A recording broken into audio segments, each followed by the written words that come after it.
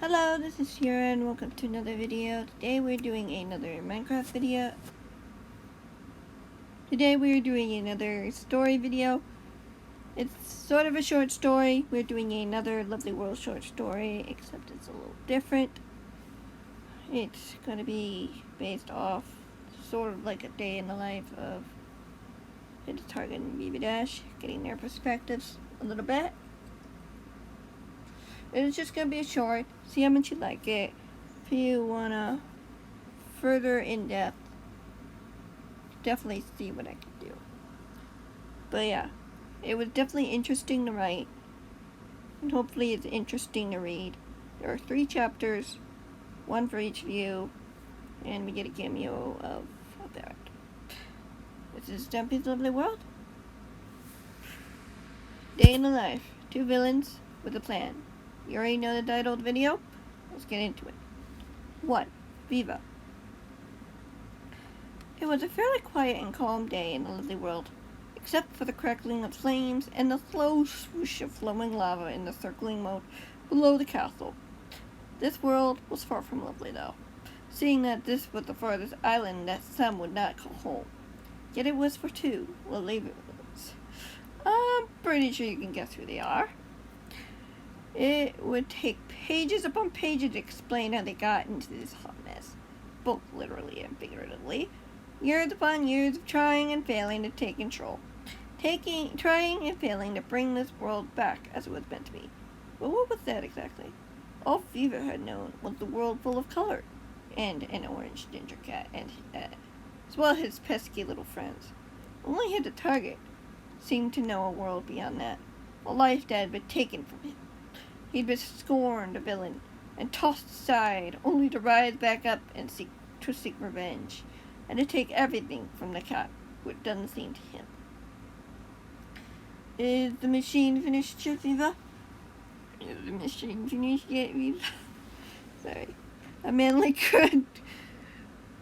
gruff voice grunted from over by the doorway as the young woman tinkered at the device she was working on. I think it'll be enough to do the job, right?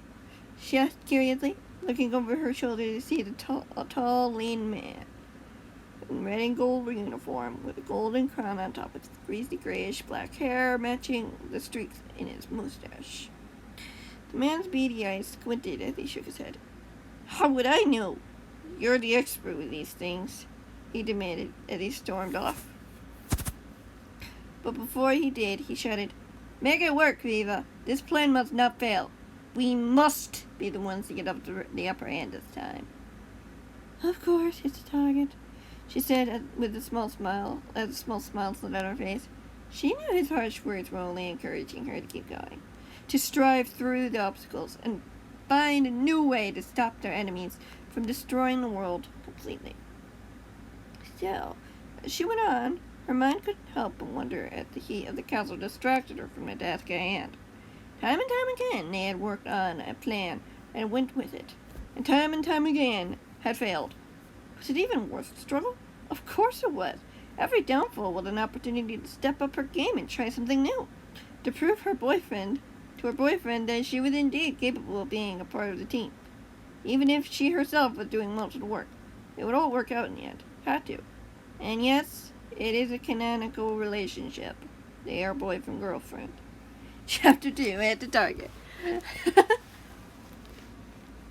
the Target glanced off towards the lovely town ahead, just a good sprint away.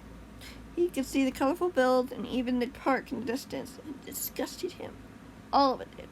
It was just too bright, too cheerful, too perfect. The man scowled as he glanced around at his island, which felt smaller than he had remembered. He had done so much to try to get to Stampy, to trap him or trick him some way, to steal the dogs and take everything from him. Yet, every time he'd failed. Either the cat outsmarted him or the helpers somehow were there to come to his rescue. He almost had his enemies sometimes, but it was always ruined. This would not be the case this time. Luckily for him, he had an expert rest donor on his side. And what did Stampy have? A puny reindeer? Sure, they had trapped him in that pit all those months ago, but He wouldn't be so stupid as to fall for that same trick again. Those pesky helpers wouldn't stand a chance with what he was working on. He would make sure of that.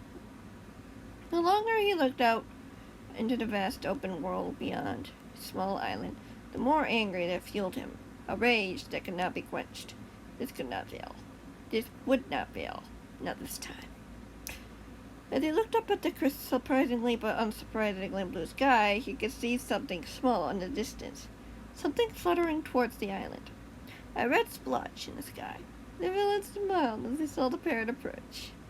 It squawking clear and crisp as he raised an arm, and it landed gracefully in place, its talons digging into the red fabric of his tunic. I believe the time is ready, the villain mused as he turned toward the castle. Let's hope Viva's finished with that machine and get you back into your little cage. The bird twittered and squawked once again, making a high-pitched hissing noise as the villain ignored. The parrot was only toying with him, teasing him, wanting a reaction from him. He would have none of it. Part 3, Chapter 3, Viva Dash. No. Viva looked up at the sound of footsteps approaching. Spotting his target walking into the room with the parrot on his arm, the man took it to a nearby cage and locked it in his prison.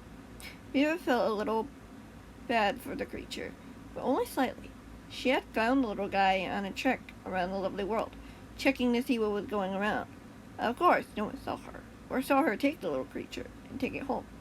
First, his target didn't want anything to do with the bird. The creature, until she reminded him of all the abilities the little bird had. Mimicry. A great way to lure a potential enemy. That method had worked last time, but it would be a while before they would try that method again. Unless, of course, the target was insistent. That was one thing she knew not to test. What the target said went, even if she didn't agree with it. Don't look so sorry for him, the target snorted when he caught the look on her face. He's safe in here. No one will try to hurt him.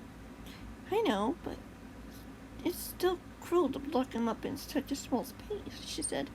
You'll be fine. You'll see, the man said simply. Now, the machine? Is it ready?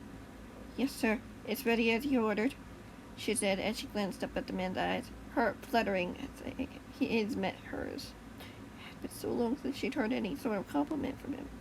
Perhaps he just wanted to keep those moments special, just as he saw her special. It's good, the man replied with a nod. Do you know where it should be set up? I do, she stated with confidence. It's risky, though, not knowing if anyone might be around to see us putting it there. There's no us, Viva, the man said slowly. You can easily set that thing up. Stampy and his helpers are gone for the time being. Are you sure? She asked. The parrot wouldn't be here otherwise, the man stated. You are right. He does make for a good spy. I'm surprised none of the helpers or Stampy have spotted him. Perhaps they're too busy? She asked. Or totally oblivious. The man... I spelled oblivious wrong. The man chuckled with laughter. Viva let out a soft chuckle, deciding to roll with it. Definitely hit the target, she replied. Should I go now or give this thing a little more power? The sooner you get it set up, the better it will be, the man replied matter-of-factly. Yes, I understand. She sighed as she gathered up the machine and began heading out the exit. Glancing back when she heard the soft chirp of the parrot. The parrot was the only parrot in the lovely world, an advantage for the target. She was sure it would be fine in its care, so long as it was needed for their plans. Till then, though, she had the work to do. Rather than worrying about the fate of a parrot she didn't even care about. Except she did. It was the second only true friend to her, other than his target. He would never understand. No one would. She just had to do her part to help those who needed it. Okay? The target needed her. She would make him proud.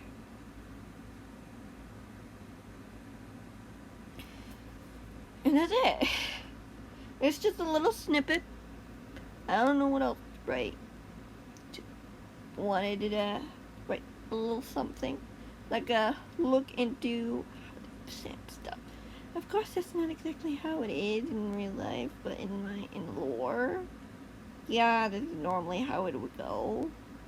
Basically, they come up with a plan. Hit the target's the main one, a part of it, and Viva Dash does all the work.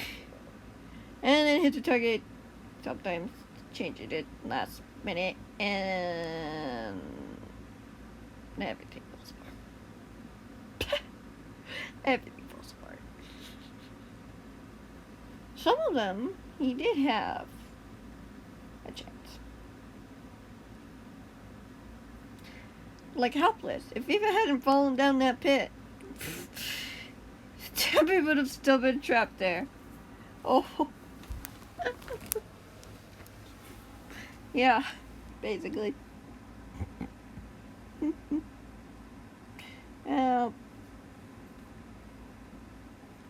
Anyway, thank you guys so much for watching. I hope you enjoyed. And, yeah. I'll see you in the next one.